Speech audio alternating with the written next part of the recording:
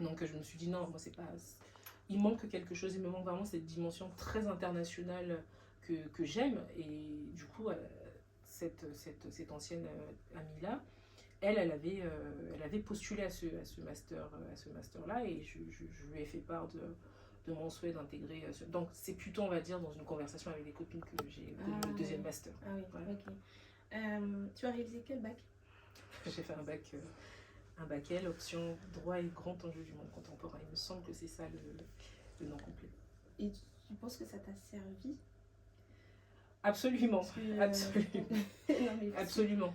Absolument, parce que quand on est une vraie littéraire, hein, j'ai envie de dire, on a une capacité à emmagasiner un certain nombre d'informations, on a une capacité on aime l'analyse, on aime la rigueur. Et moi, je sais que j'ai été dans mon lycée, j'ai fait un lycée qui était assez exigeant. Et puis moi, j'étais en section européenne. Et je me souviens de ma prof de français. Chaque semaine, on avait des lectures analytiques à faire. Donc finalement, ça, et particulièrement les L, puisque c'est assez drôle, puisque mon mari et moi, on a été dans le même lycée. Et lui, c'est un scientifique. Et je vois en fait, je vois que la rigueur est totalement différente.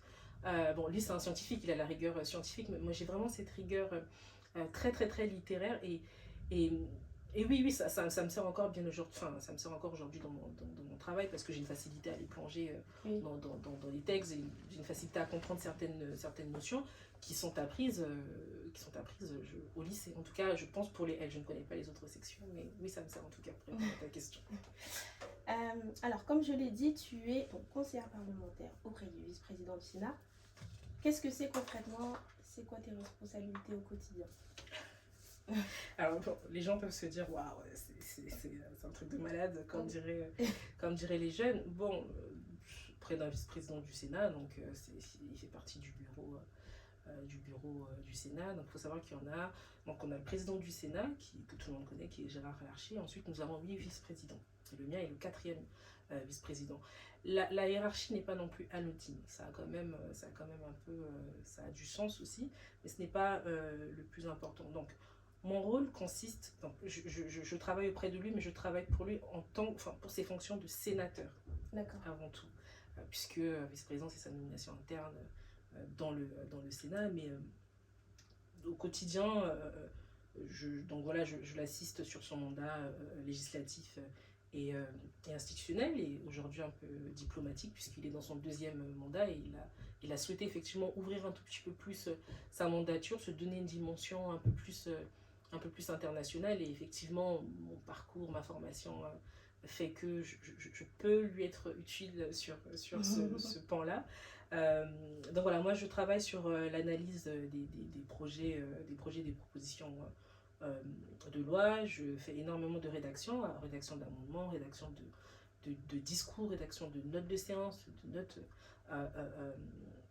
de commission. J'aide aussi sur tout ce qui est au local, donc à savoir la Guadeloupe, mais de façon un peu plus générale sur les Outre-mer et encore plus globale, la Caraïbe, puisque les Antilles françaises s'inscrivent dans ce qu'on appelle le bassin caribéen. Et justement, moi, sur le plan diplomatique, je l'assiste aussi sur ces questions-là. Et d'ailleurs, on est en plein dedans, puisqu'aujourd'hui, on a par exemple Donald Trump qui a, j'ai envie de dire, les États-Unis qui ont capturé Maduro il y a quelques semaines. Là, aujourd'hui, il y a Cuba qui, d'ailleurs, depuis les années 60, connaît un embargo, et aujourd'hui encore nous en sommes là. Et il faut savoir qu'il y a une petite île juste à côté du Venezuela qui s'appelle l'île d'Aves. En fait, cette île-là elle appartient au Venezuela, mais elle est juste à côté, elle est à 400 km ou 200, je pense, entre 200 ou 400 km de la Guadeloupe.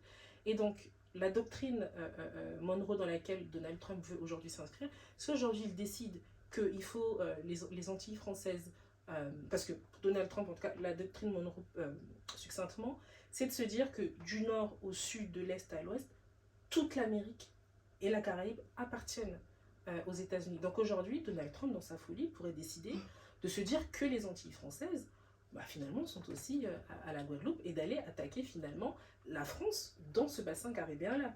Donc voilà, voilà sur le plan diplomatique où j'accompagne le président, mais il n'y a pas que ces questions-là, bien évidemment. Est-ce que tu fais de l'événementiel aussi ou pas du tout? Non. Pas du tout. Organiser, je sais pas, des rendez-vous, ou, C'est des événements. pas vraiment de l'événementiel. Oui, dans ces cas-là, oui, c'est- le terme n'est peut-être pas approprié, mais oui, si on peut dire, je fais de l'événementiel, puisqu'effectivement, on a des rencontres stratégiques avec des diplomates. Récemment, on avait rencontré l'ambassadeur du Togo, puisqu'il y avait un compatriote guadeloupéen qui était incarcéré au Togo depuis juin 2025, qui a été libéré d'ailleurs en janvier 2026 par l'intervention de mon sénateur. Et sur ces questions-là aussi, comment j'accompagne le sénateur, c'est-à-dire que parfois là où certains veulent emprunter des chemins, je dirais, plus va-t-en-guérisme, il faut aussi être capable de se dire que non, il faut emprunter des voies beaucoup plus, euh, je dirais, soft. Et la représentation étrangère d'un État en France, c'est l'ambassade. Donc il faut passer par l'ambassade avant d'aller demander au président de la République de libérer quelqu'un. Donc voilà. Dans ton métier, est-ce que tu es confronté, est-ce qu'il y a des règles déontologiques ou des incompatibilités en termes de profession? Oui, bien évidemment que la première règle, c'est la confidentialité. C'est la règle mère, hein, la règle suprême. On a un devoir de confidentialité parce qu'effectivement, nous avons des informations très sensibles. D'ailleurs, il me semble que, si ma mémoire est bonne, que les sénateurs se réservent le droit de licencier, effectivement, pour faute grave d'ailleurs, je crois que c'est comme un peu partout, mais sans avoir à justifier, peuvent licencier effectivement un collaborateur si jamais celui-ci a divulgué une information qui est très sensible. Ah oui, bien évidemment, et ce qui est totalement normal. Totalement normal. On ne peut pas rester dans un milieu où effectivement on a tous les jours des informations très sensibles. Il y a même des informations que les sénateurs n'ont pas le droit de nous donner. Parce que le sénateur reste parlementaire, mais si demain je décide de partir, je peux partir avec une information très sensible, aller la donner peut-être à un ennemi de la France. Donc voilà, on est soumis à cette règle-là, qui est bien stipulée d'ailleurs dans le contrat de travail. Je pense que c'est la première règle, c'est la règle mère pour les collabs et pour les conseillers. Alors, quelles sont les qualités indispensables pour exercer ce métier? Quelles sont les compétences techniques? En fait, qu'est-ce qu'il faut savoir faire? Il faut beaucoup de culture générale, il faut aimer lire, il faut aimer écrire, il faut connaître l'actualité sur le bout des doigts. Comment ça se passe? Pour les conseils pour les étudiants. Aimer écrire, bon, ça je veux dire, c'est pas vraiment la compétence première. En termes de qualité, il faut être rigoureux, je l'ai d'abord dit dans mon propos tantôt. Il faut être discret, ça c'est très important. Il faut être loyal aussi.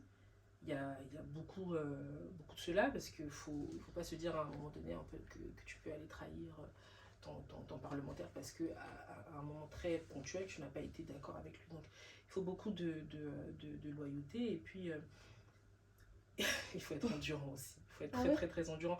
Oui, parce que l'actualité parlementaire, c'est pas quelque chose de linéaire, c'est vraiment des montagnes russes. Vous avez parfois, je pense par exemple, quand je parle d'endurance, je pense à la fin de l'année, à chaque fin d'année, notamment à partir faut le dire, à partir d'octobre, hein, on rentre dans ce qu'on appelle le budget. Budget de l'État, budget de la sécurité sociale. Donc là, on rentre dans une dimension très stressante. Puisqu'en plus moi mon sénateur est à la commission des affaires sociales, donc c'est vraiment la commission qui englobe tout ce qui est sujets sociaux de la France, donc tout ce qui va être en matière de santé. En plus il y a une particularité parce qu'il est ultramarin, donc il faut être très endurant, il ne faut rien manquer, parce que si on loupe quelque chose, forcément le sénateur loupe quelque chose. Donc l'endurance, à mon sens, outre la rigueur, hein, mais il faut être très endurant, savoir faire face au stress. Parce qu'effectivement, moi je ne vais pas mentir, quand j'ai commencé avec lui, T'étais stressée? J'étais stressée, il m'a fait pleurer plus d'une fois. Mais une fois que la machine est lancée, on sait comment ça fonctionne. Mais oui, beaucoup d'endurance, parce que on peut se dire, et je pense que c'est pour ça que beaucoup disent que c'est un métier très ingrat, parce qu'ils ne comprennent pas l'endurance de ce travail-là, et particulièrement quand on a un parlementaire qui est très engagé en séance, en commission sur ces sujets-là. Donc beaucoup d'endurance.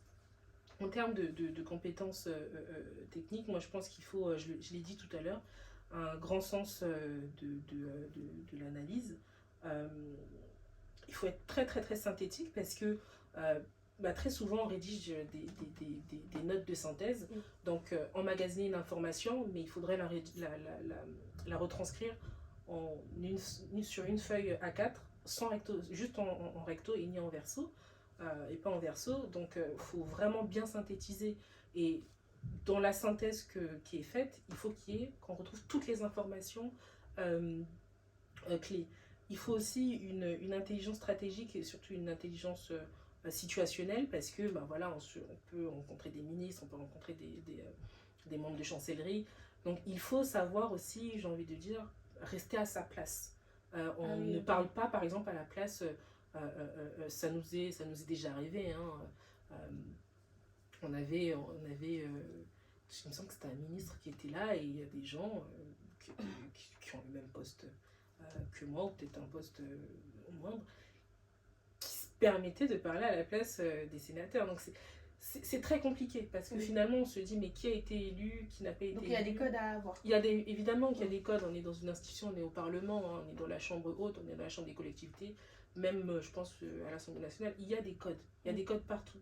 Et particulièrement dans les milieux de pouvoir, oui, il y a des codes qu'il faut respecter. Comment tu fais du coup pour gérer les situations de crise? Il faut beaucoup hiérarchiser, il faut prioriser. Il faut beaucoup prioriser, parce que c'est vrai que tout est toujours urgent, mais il y a des choses encore plus urgentes. Donc avec l'expérience, on apprend ce qui est urgent plus, ce qui est urgent plus, ce qui est urgent plus. Donc c'est vraiment de hiérarchiser. Il y a aussi vérifier les sources, parce qu'il faut faire très attention aujourd'hui à l'ère de l'intelligence artificielle. On a énormément d'informations qui sont erronées. Si aujourd'hui je dois réaliser, par exemple, là, ce matin même, mon sénateur en réunion du groupe m'envoie un message, il me dit vérifie-moi cette information-là. On est en pleine réunion, je peux juste te dire demander à l'IA. Mais non, c'est un sujet très sensible. On est sur Cuba, on est sur la Caraïbe, donc il faut aller vérifier. Et j'ai la chance de parler espagnol, donc j'ai aussi la chance d'aller vérifier sur les médias hispanophones, pardon. Donc voilà, il faut vraiment vérifier, pour ne pas que le parlementaire puisse en séance ou en commission passer pour un larbin, quoi, qui finalement a juste pris son information sur l'IA comme ça. Donc voilà, il y a ça. Et puis il y a aussi, voilà, il faut rester lucide aussi quand même. Faut pas... le stress, la crise, enfin les gestions de crise, on a tout le temps d'ailleurs au Parlement. À partir du moment où on rentre au Parlement, on sait que c'est normal. C'est aussi formateur. Mais il ne faut pas... et moi j'ai de la chance d'avoir aussi un parlementaire qui... Parfois je stresse, et il me dit, écoute, c'est normal que tu stresses, mais n'en fais pas trop. Ça arrive. Ça arrive. Donc il faut aussi quand même beaucoup d'humanité derrière pour venir calmer cette crise-là.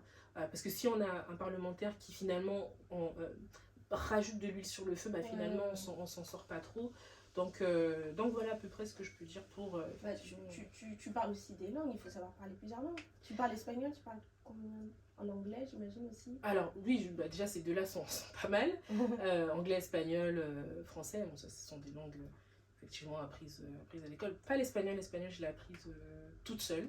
C'était une langue que je détestais à la base. C'est une langue que je détestais. Mais je ne sais pas d'où est venu cet amour pour Cuba. Je pense que si, quand même, puisque j'ai beaucoup lu sur la guerre froide et les périodes de décolonisation. Et je sais que Cuba a énormément aidé beaucoup de pays africains, notamment la République du Congo. Et je pense que c'est pour ça que je me suis... je ne suis pas forcément tombée amoureuse de la langue, mais il y avait beaucoup d'informations qu'il fallait aller comprendre. Pour avoir beaucoup d'informations, il fallait forcément parler espagnol. Donc ça s'est fait après très naturellement. Tout à l'heure, on a parlé de compétences à avoir. Est-ce qu'il faut avoir déjà fait plusieurs stages aussi? Non, c'est faux. C'est vrai? C'est faux, j'en ai fait aucun qui était en lien avec le Parlement avant d'entrer